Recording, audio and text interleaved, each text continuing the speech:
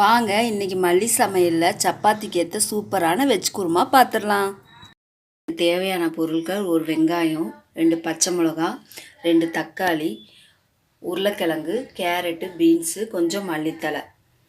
இங்கே பார்த்தீங்கன்னா பிரிஞ்சி இலை, கொஞ்சம் கடல் பாசி, 2 கிராம்பு, பட்டை, அன்னாச்சிப்பூ. இங்கே தேங்காய், இஞ்சி, பூண்டு, கொஞ்சம் பெருசீரகம் இதான் நம்ம சேர்த்துருக்கோம். சரி, இப்போ நம்ம எப்படி செய்யுதுன்னு பார்த்துடலாம். ஸ்டவ்வை ஆன் பண்ணிட்டோம். இப்போ நம்ம கொஞ்சம் எண்ணெய் ஊற்றிக்கலாம்.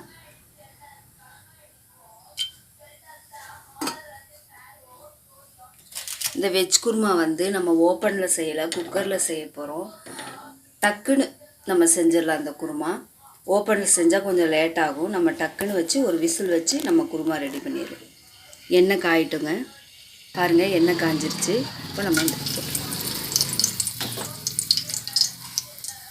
போது ரொம்ப மணமாக இருக்கும்.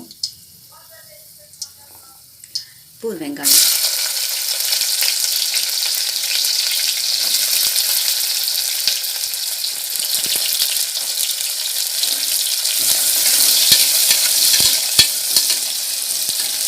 வெங்காயத்தை வதக்கிக்கலாம். 2 பச்சை மிளகா, வெங்காயம் போட்டிருக்கோம்.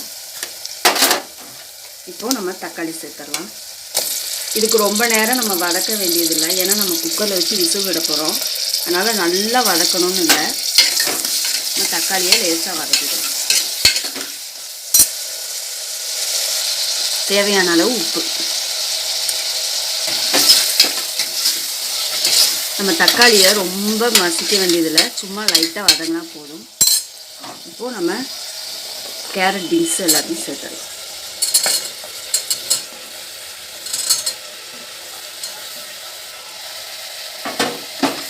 இது எல்லாமே ஒரு 2 நிமிஷம் வதங்கட்டும். அதுக்குள்ளேயே நம்ம போய் தேங்காவை அரைச்சிட்டு வந்துடலாம்.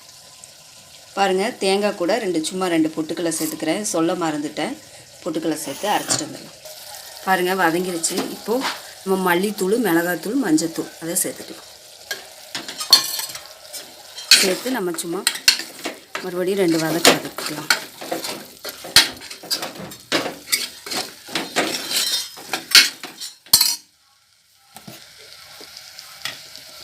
நம்ம அரைச்சோம் இல்லைங்களா தேங்காய், அதையும் நம்ம சேர்த்துடலாம்.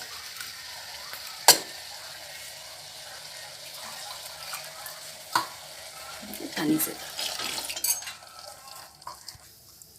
நம்ம தேவையான அளவு தண்ணி சேர்த்துடலாம். இப்போது நம்ம எல்லாம் போட்டுட்டோம், எல்லாம் வதக்கிட்டோம். இப்போ இதை நம்ம ஒரு விசில் விட போகிறோம். கொஞ்சம் 2 மல்லித்தழையை போட்டு பாருங்கள். இப்போது நம்ம மூடி போட்டு ஒரே விசில் தான், ஒரு விசில் விட்டால் போதும். நம்ம இதை மூடிக்கிறோம். வெயிட் போட்டோம், ஒரே ஒரு விசில் வரட்டும். நம்ம எப்படி இருக்குன்னு பார்த்தோம்.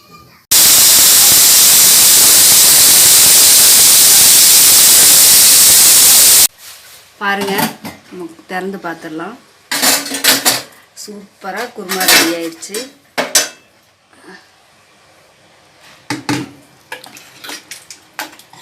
அவ்வளோதான், நம்ம குருமா ரெடி ஆயிடுச்சு. நமக்கு நேரம் இல்லை அப்படின்னா டக்குன்னு இந்த குருமாவை நம்ம வச்சிடலாம். இப்போ எல்லாம் தாளித்து விட்டு நம்ம வேக கொதிக்க பச்சை வாடை போகலாம் லேட் ஆகும் இல்லைங்களா? அந்த நேரம் நம்ம டக்குன்னு செஞ்சிடலாம். அந்த குருமா சூப்பராக இருக்குது பாருங்கள். நம்ம குருமா ரெடி. நம்ம சப்பாத்தி போட்டு பார்த்துடலாம். ரொம்ப ஸ்பீடாக செஞ்சிடலாம் இந்த குருமா. தேங்க்யூ. அடுத்த வீடியோவில் பார்க்கலாம். நம்ம சேனலுக்கு லைக் பண்ணுங்கள், ஷேர் பண்ணுங்கள், மறக்காமல் சப்ஸ்கிரைப் பண்ணுங்கள்.